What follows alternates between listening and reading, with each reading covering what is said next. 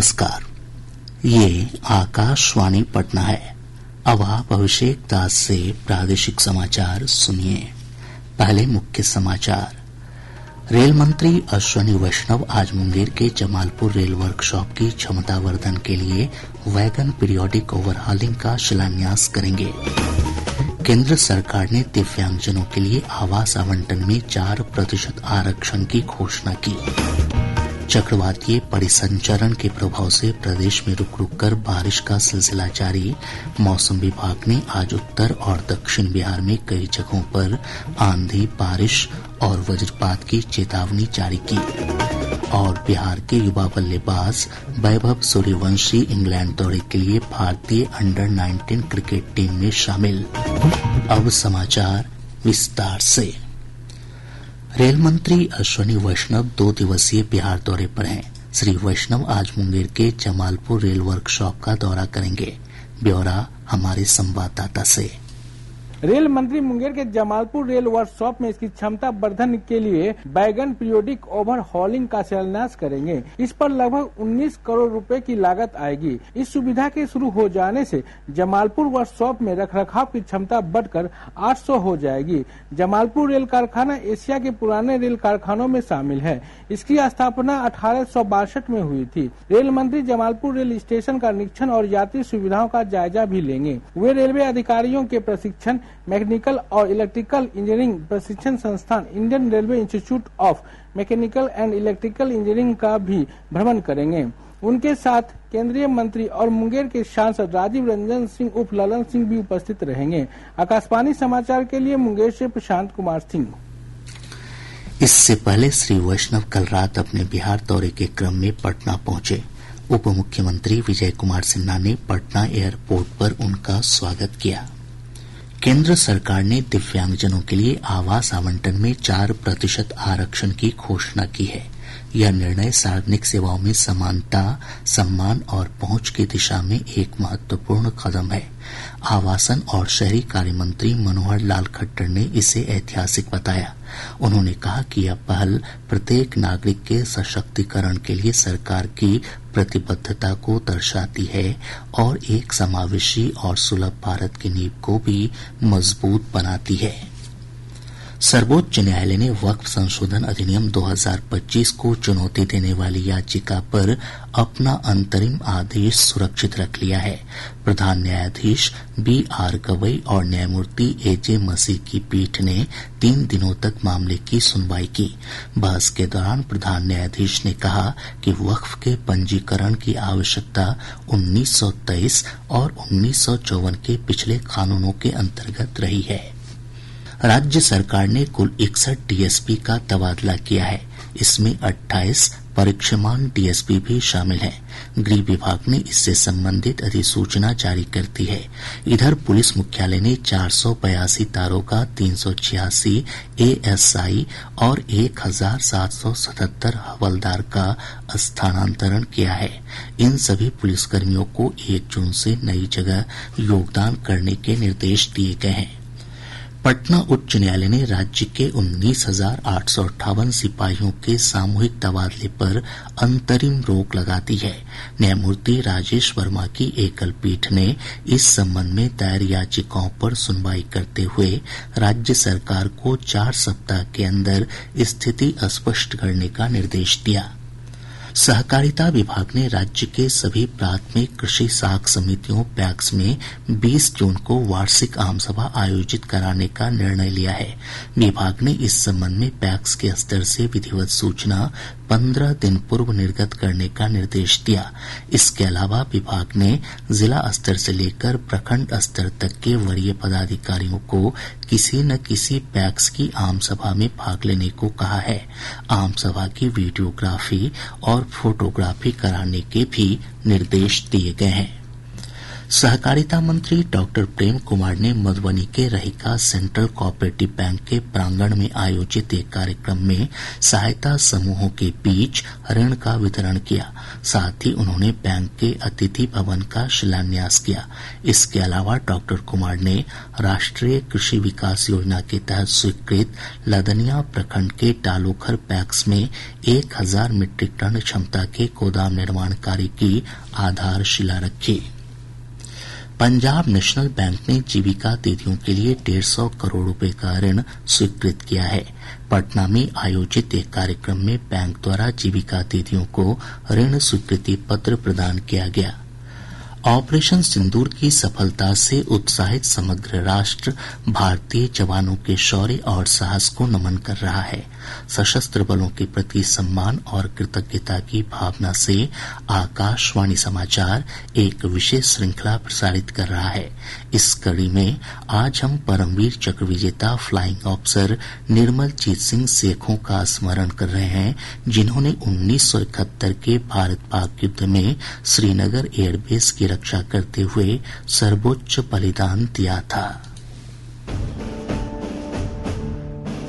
पंजाब के लुधियाना जिले में जन्मे फ्लाइंग ऑफिसर निर्मल जीत सिंह सेखों को जून 1967 में भारतीय वायुसेना में नियुक्ति मिली। वे घाटी की हवाई रक्षा के लिए श्रीनगर स्थित ग्नेट टुकड़ी में पायलट थे। भारत एक अंतर्राष्ट्रीय समझौते से बंधा हुआ था कि वह श्रीनगर में अपना हवाई रक्षा विमान अड्डा नहीं बनाएगा, इसलिए पाकिस्तान के साथ शत्रुता शुरू होने पर जल्दबाजी में श्रीनगर लाए गए पायलट न तो इलाके से परिचित थे और न ही कश्मीर की कठोर सर्दियों से परिचित थे। फिर भी युद्ध के दौरान फ्लाइंग ऑफिसर सिखों और उनके सहयोगी ने पाकिस्तानी हवाई हमलों का बहादुरी और दृढ़ संकल्प के साथ मुकाबला किया। 14 दिसंबर 1971 को श्रीनगर एयरफील्ड पर 6 पाकिस्तानी सेबर जेट विमानों के एक समूह ने हमला किया। दुश्मन के विमान के ऊपर से उड़ान भरने की कोशिश करना जानलेवा खतरे को आमंत्रित करना था, लेकिन फ्लाइंग ऑफिसर सेखों ने अपनी सुरक्षा की परवाह किए बिना अपने ग्नेट को उड़ाकर 2 हमलावरों को उलझा दिया। आखिरकार उनके विमान पर आक्रमण में वे शहीद हो गए। उन्होंने अपना उद्देश्य हासिल कर लिया, क्योंकि दुश्मन के विमान श्रीनगर शहर और हवाई क्षेत्र पर अपने इच्छित हमले को आगे बढ़ाए बिना भाग गए।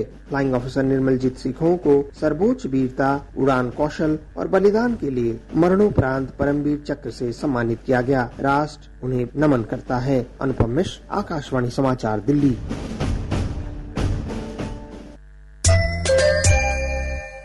प्रादेशिक समाचार आप आकाशवाणी पटना से सुन रहे हैं। ताज़ा समाचारों के लिए आप हमारे x handle AIR News _Patna पर जा सकते हैं। चक्रवातीय परिसंचरण के प्रभाव से प्रदेश में रुक रुक कर बारिश का सिलसिला जारी है। हमारे संवाददाता ने बताया कि भागलपुर, बांका, मुंगेर, लखीसराय, जमुई, वैशाली, गया और नालंदा समेत आसपास के हिस्सों में आज सुबह हल्की बारिश हुई है। मौसम पूर्वानुमान में कहा गया है कि आज राज्य के दक्षिण मध्य, दक्षिण पूर्व और उत्तर पश्चिम हिस्सों में कई जगहों पर तेज हवा के साथ बारिश हो सकती है। इस दौरान वज्रपात की भी चेतावनी जारी की गई है। प्रदेश के पश्चिमी भाग के कुछ स्थानों जबकि शेष भाग के 1 या 2 स्थानों में हल्की से मध्यम वर्षा की संभावना है। मेघ गर्जन एवं वज्रपात दक्षिण पश्चिम भाग के कुछ स्थानों, उत्तर पश्चिम, दक्षिण मध्य एवं दक्षिण पूर्व भागों के 1 या 2 स्थानों में होने की संभावना है। जाने माने अर्थशास्त्री और नीति विशेषज्ञ प्रोफेसर सचिन चतुर्वेदी ने नालंदा विश्वविद्यालय के कुलपति का पदभार ग्रहण कर लिया है। प्रोफेसर चतुर्वेदी ने पदभार ग्रहण करने के बाद कहा कि उनका उद्देश्य नालंदा की समृद्ध शैक्षणिक विरासत को समकालीन संदर्भों में और प्रभावशाली बनाना है। दरभंगा स्थित MP MLA कोर्ट ने मारपीट के 6 साल पुराने एक मामले में अलीनगर से भाजपा विधायक मिश्री लाल यादव को न्यायिक हिरासत में भेज दिया है। साथ ही इस मामले में विधायक के एक सहयोगी सुरेश यादव को भी न्यायिक हिरासत में भेजा गया है। विधायक द्वारा दायर पुनर्विचार याचिका पर आज फैसला आएगा। गौरतलब है कि इस मामले में विधायक और उसके सहयोगी को 21 फरवरी को अदालत ने दोषी ठहराते हुए 3-3 महीने कारावास और 500-500 रुपए अर्थदंड की सजा सुनाई थी। इंग्लैंड दौरे के लिए भारतीय अंडर 19 क्रिकेट टीम में बिहार के युवा बल्लेबाज 14 वर्षीय वैभव सूर्यवंशी का चयन हुआ है। 24 जून से 23 जुलाई के बीच होने वाले इंग्लैंड दौरे में भारतीय टीम 5 वनडे और 2 बहुदिवसीय मैच खेलेगी। इसके अलावा एक अभ्यास मैच भी होगा। पटना में आयोजित Randhir Verma under 19 cricket one day trophy के सेमीफाइनल में आज अररिया का मुकाबला पटना से हो रहा है। कल क्वार्टर फाइनल मुकाबले में अररिया ने सीवान को 7 विकेट से पराजित कर प्रतियोगिता के सेमीफाइनल में जगह बनाई थी। दिल्ली के द्वारिका सेक्टर 23 के पास सड़क हादसे में कयाची निवासी 4 लोगों की मौत हो गई। मुख्यमंत्री नीतीश कुमार ने इस हादसे पर गहरी शोक संवेदना व्यक्त की है। उन्होंने मृतकों के निकटतम आश्रित को 2-2 लाख रुपए अनुग्रह राशि उपलब्ध कराने का निर्देश दिया है। कटिहार जिले के कोढ़ा थाना क्षेत्र के रमेली गांव में एक शौचालय की टंकी की शटरिंग खोलने के दौरान दम घुटने से मकान मालिक और एक मजदूर की मौत हो गई। वहीं इस हादसे में 4 मजदूरों की हालत बिगड़ गई, जिनका स्थानीय अस्पताल में इलाज चल रहा है। सारण जिले के भेल्दी थाना क्षेत्र अंतर्गत मुरली सिरिसिया गांव में पुलिस ने एक मिनी गन फैक्ट्री का उद्भेदन कर भारी मात्रा में निर्मित अर्धनिर्मित हथियार और हथियार बनाने के उपकरणों के साथ एक व्यक्ति को गिरफ्तार किया है। नवादा जिले के वारिसलीगंज थाना क्षेत्र के भवानी बिघा गांव से एसआईटी ने लोन दिलाने के नाम पर साइबर ठगी करने वाले गिरोह के 4 सदस्यों को गिरफ्तार किया है। आरपीएफ और जीआरपी की टीम ने मुजफ्फरपुर जंक्शन पर कर्मभूमि एक्सप्रेस से बाल श्रम के लिए ले जाए जा रहे 9 बच्चों को मुक्त कराया। मौके से 2 मानव तस्करों की गिरफ्तारी हुई। अब पटना से प्रकाशित प्रमुख समाचार पत्रों की सुर्खियां।